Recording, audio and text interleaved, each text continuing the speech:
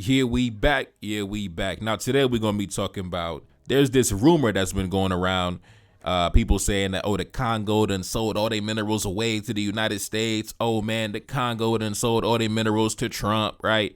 So today I'm going to be touching on that topic, right? Now, as of right now, there is no deal. There is no contract. There is no agreement. There is no arrangement that has been put together between the governments of the Congo and the United States for any minerals or anything like that. Right? Anybody making mention of that is simply speculating about rumors that they heard, but as of right now, no deal has been signed. So anybody talking about that is simply engaging in speculation. But recently, I was surprised, right? I seen an American congressman having a meeting with Kagami, right? And I thought Kagame was sanctioned by the United States, right? But like I said in my previous videos, a lot of times they simply do things for the optics, right? Take a look up on the screen. This was just a few days ago. Right. President Kagame received U.S. Congressman Ronnie Jackson, the chairman of the House Armed Service Committee on Intelligence and Special Operations, for a discussion on ongoing cooperation to promote peace in the region. Now, like I said before, man, how come Kagame didn't cut ties with the United States, right? The same way he cut ties with Belgium, right? Like I said before, when all these other countries sanctioned you, how come it was only little bitty Belgium you was trying to act tough with? How come when the United States sanctioned you, you ain't cut ties the same way? You ain't kick out their diplomats the same way, right? How come you ain't cut ties with France? How come you ain't cut ties with the EU and Canada? All them random countries that sanctioned you. What about Germany? But it was only little bitty Belgium, right? Meanwhile, you just got sanctioned by the United States and you welcoming them into the country less than a month later, right? We taking pictures for the camera. Man, how come you didn't cut ties with the Americans? But anyway, it is what it is, man. Now, this Ronnie Jackson guy, this Congressman Ronnie Jackson, basically, military background, medical field background, and now he's a congressman. I believe he represents Texas. And recently he made a trip over to the Great Lakes region, right, over to the continent, and met with various heads of state. The president of the Congo, met up with President Kagami, and I was taken aback by his suggestion that he had made as a solution to the problem, right? I was taken aback. This guy actually said that Congo needs to share their mineral wealth with their neighbors. Yes, their hostile neighbors. They need to share the mineral wealth. Now, hearing a U.S. congressman say that, to me, that simply provides legitimacy to the criminal activity that Kagame's been engaging in. And when I say that, I'm talking about the illegal smuggling and trafficking of Congolese minerals. Now, let's get into the clip. Now, before we get into that, you already know, album out now. Album available everywhere. Apple Music, Spotify. Go to the homepage of my YouTube channel, my playlist section, Sahel 1816. Enjoy yourself, man. Now let's get into it. Run the clip. And I think that there has to be an ability for Rwanda and the president. I talked to Kagame, I talked to Shikasheti, I talked to both of them, and I think that one of the biggest problems right now is personally they can't get along. And I think that at some point people have to put their personal differences aside. This has to be a region that's beneficial for everybody, that everybody sees profit, and everybody has a reason for that to be an area of stability, right? And I think that, I don't know the answer to this for sure, but the neighboring countries have to benefit from the minerals that are in the eastern DRC as well. The neighboring countries have to benefit from the minerals that are in the eastern DRC as well. The neighboring countries have to benefit from the minerals that are in the eastern DRC as well. Whether that's they have some refining capability and the minerals are mined there and refined elsewhere, or there's a refining capability in the DRC, refining capability in Rwanda. The neighboring countries have to benefit from the minerals that are in the eastern DRC as well.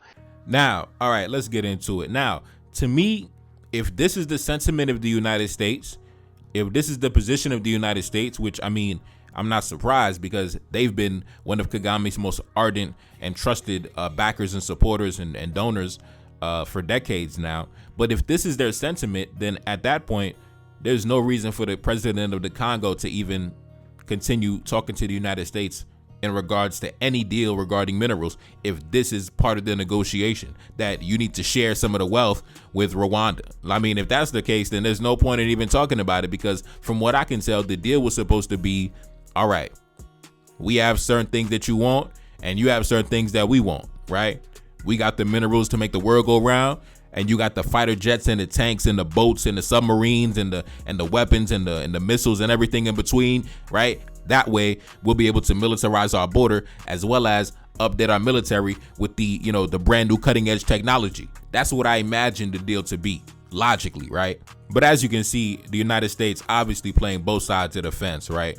Trying to sanction Rwanda in order to, protect their image, but at the same time, still trying to maintain economic ties to Rwanda, and even going as far as trying to add legitimacy to Kagame's mineral trafficking operation. Basically saying that instead of, Kagame having to go send in a militia to go steal it and plunder it and traffic it and bring it back, how about you just give it up voluntarily, right? And just make it easier. Just turn around and bend over. Basically, that's what he's saying. Instead of Kagame having to go through undercover, clandestine, covert means to gain access to the minerals to resell them, how about you just directly just give it to them voluntarily and just share the wealth, right? This man said the neighboring countries must benefit from Congolese mineral wealth. Meanwhile, the United States, the Trump administration would never agree to that type of arrangement on their own soil, right? Trump would never agree that the neighboring countries that surround the United States must also benefit from the mineral wealth of the United States, right? Canada and Mexico and them little islands in the Caribbean, yeah, they all should, benefit from a piece of, American mineral wealth. They would never agree to that, right? They would never agree to that. But they would try to sell that to the Congolese because, that's in their interest, right? That serves their interest, right? Open up your doors, right? Open up your borders, open up your doors, bend over, open it up and just let us take what we want, right? Let Kagame take whatever he wants so he can sell it to us. Because that's what's going to happen, right? When you talk about, sharing the wealth, okay, so you give it up and you give it to Rwanda and Uganda. You give it to Kagame and Museveni. What they about to do with it? Who they about to give it to? They about to give it to the white man and the Arab. That's what they gonna do. And if that's the case, then my logic is, then if y'all just gonna take it and resell it, then the Congolese themselves might as well just sell it. I mean, what's the point of me giving it to you so you can sell it? I mean, logically, right? So if you're going into a deal with the United States, the only logical reason to do so is because you're going to be getting some military guarantees out of that. And what do I mean by that? You're going to now have the capacity to fully militarize your vast border, because Congo has a crazy border. It's a huge country. So the only reason to do that is you're now going to be able to militarize your entire border, right? So if any rebellion tries to pop off, you can vaporize it in like 2.5 seconds, right? That's the only reason to even sit down with the United States, is to reach a level of military capacity to provide a deterrence for your enemies. That's the only reason. That's the only logical reason. If that's not on the table, there is no reason to talk. If that's not on the table, there is no reason to even have a discussion, bro. Just end the negotiations right now if this is what the United States is talking about, bro.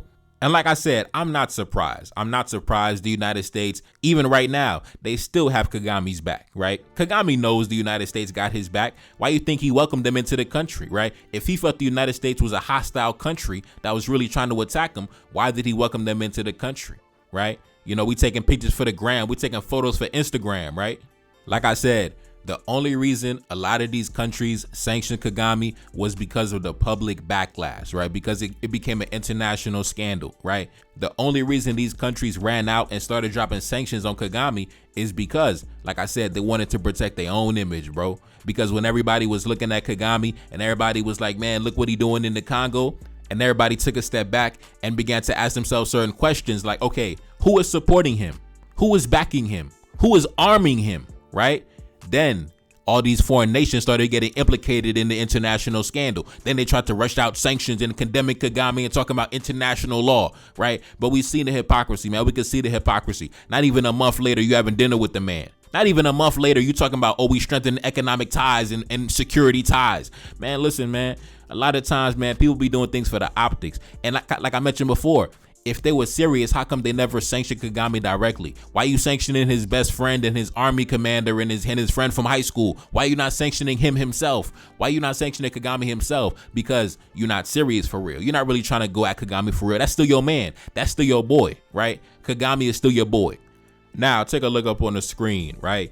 This is coming from the Rwanda Development Board, right? It said this: the Rwanda Development Board CEO met with the United States Congressman and member of the House of Representatives, Ronnie Jackson, this evening to discuss trade, investment, and development cooperation between Rwanda and the United States. Now, the Kagami fan club been talking about the Congo selling out because they talking to the United States. Meanwhile, their boy Kagami, he been in bed with the United States. And as we can see, he going deeper into bed with the United States, man. He under the covers with it, right? Kagami, he under the covers, you know, man, he comfortable in bed with the United States, man. But they talking about Kagami a genius, right? When Kagami do it, he a genius. When somebody else do it, they a sellout. Listen, man, the Kagami fan club, you know how they do it. Now, like I said, of course, right? Now, Kagami gonna hide behind Pan-Africanism, right? He gonna be like, listen, as brothers, right, we should share the wealth amongst brothers, right? So I can sell it to the white man, so I can sell it to the Arab, right? Share the wealth, brother, share the wealth. Like I said, man, the tribalists, I noticed, man, the tribalists have been weaponizing Pan-Africanism for their own personal gain, man. Listen, that's why we got to find a new term or something. We got to find something that's not so easily penetrated. You know, goddamn, man. Any tribalist can stick his dusty foot into Pan-Africanism to weaponize it for his own benefit and his own gain. Now, watch what I said. Like I said in my video last night, right? You're going to see the Kagami fan club switch up overnight, right? They was talking about, oh, man, the Congo selling out. They talking to the United States, the Congo selling out. Now, let Kagami get a piece of the action. Now, you're going to see them switch up overnight. Now, they're going to say, oh, man, this is economic genius. Watch. I'm telling you, bro, watch. They're going to switch up their talking points overnight, right? The Congo selling out. Kagami, the economic genius. Anyway, man, let's get into some of these reactions on social media. This person said, this is a very good example of a combination of ignorance and arrogance on the part of Congressman Ronnie Jackson when he talks about the situation in the Eastern Congo. It is incredible that a United States senator can display such a huge knowledge deficit, putting him in a position where he becomes a mere conduit for the propaganda of Kagami, when he distorts the historical and regional reality of the people of Eastern DRC. Even more surprising is how ignorant and misguided a U.S. senator can be when it comes to understanding that the DRC, the Congo, is a sovereign country with no obligation to share the benefits of its natural resources with Rwanda, Burundi, or Uganda through aggression, as has been happening in the region for 3 decades. Such initiatives by these 3 countries carried out through military actions in the DRC are nothing more than attempts to undermine the country's sovereignty in flagrant violation of international law. Should Canada and Mexico join forces to invade Texas so that United States oil can benefit their neighboring countries? Like I said, man, time out. Trump would never go for that. Trump would never go for that. He would send in the National Guard. He would send in the Air Force, bro. He would send in the Space Force, and he would neutralize the threat. Now let's continue. Should Canada and Mexico join forces to invade Texas so that United States oil can benefit the neighboring countries? What makes Mr. Ronnie Jackson think such a scenario is acceptable when it comes to the Congo? Now, that brother said it better than I could myself. Honestly, like I said, man, we cannot advocate for people to do things that we don't even do in our own countries, right? You have the United States Congressman making suggestions to the Congo to do things that he would never do in his own country, right? He would never voluntarily give up the mineral wealth of the United States to foreign countries or their foreign neighbors. No, they would not. Why? Because the Trump administration believes in putting America first. Right? So, like I said, we got to be consistent. We cannot make demands on people to do things that we don't even do inside our own homes, right? We don't even abide by these rules and guidelines that we're trying to impose on other people. Same thing with Kagami, right? Telling the Congo to do things that he don't even do in his own country, right? Telling the Congo to speak and sit down with the so-called opposition, sit down with a rebel group. Meanwhile, in his country, if it was a rebel group in his country capturing cities and towns, he would evaporate them and their entire family, right? But meanwhile, he telling the Congo to sit down and have a dialogue with him. Does Kagami ever sit down and have a dialogue with his opposition? No, he exiles them, he jails them, he kills them. But he tells you to have a dialogue with your opposition. See, like I said, we cannot be telling people to do things that we don't even do.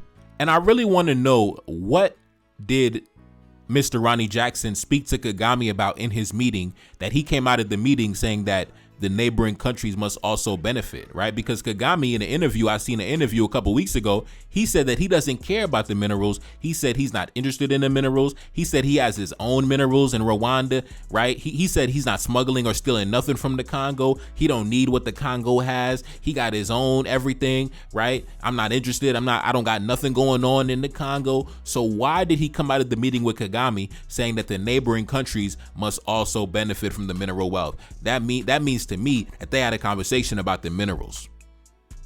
They had a conversation about the minerals, right? And Kagami mentioned to him how much those minerals mean to him and how much they're integral to his economic success.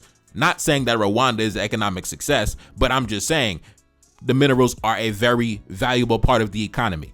And I'm about 99.99% sure that they had a conversation about that. And Kagami probably made him an offer saying that, listen, we could work something out where the United States can also benefit from the arrangement. That's why he came out talking about how, yes, Rwanda needs a piece of the action because somehow, some way, the United States is going to benefit from that arrangement for sure. You better believe it. You got a U.S. Congressman advocating for it. You better believe it.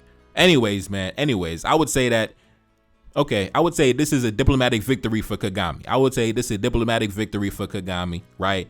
Seems that he's kind of, itching back into the good graces of the United States, right? You got a U.S. Congressman advocating on your behalf, right? So this seems like, Kagami got somewhat of a diplomatic victory after a series of diplomatic losses. I can admit that. I would say this is a diplomatic victory.